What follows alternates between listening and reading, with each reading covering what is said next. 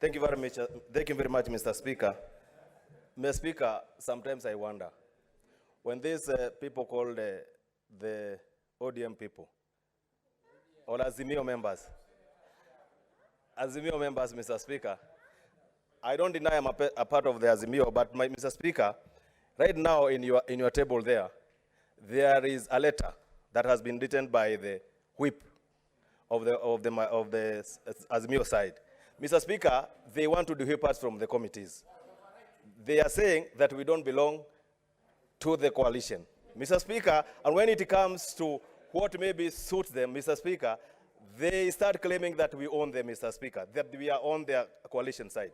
But Mr. Speaker, I want to say this, that if they really believe that we are part of Azimio, Mr. Speaker, they should withdraw that letter that they had written about trying to do whip us from the committees, Mr. Speaker.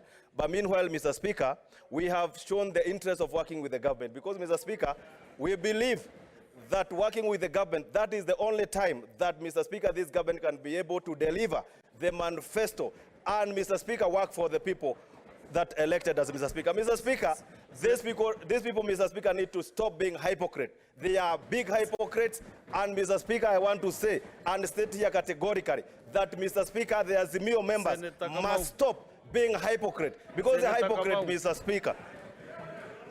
Senator Kamau,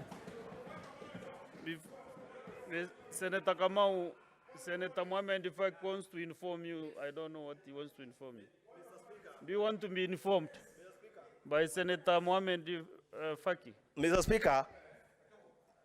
Speaker, Senator of Mombasa is part of the team that is trying to undermine us, Mr. Speaker. I don't want him to inform me anything because, Mr. Okay, I believe that they are part of the cartel that is trying to whip us from the committees. And, Mr. Speaker, these people need to be sincere.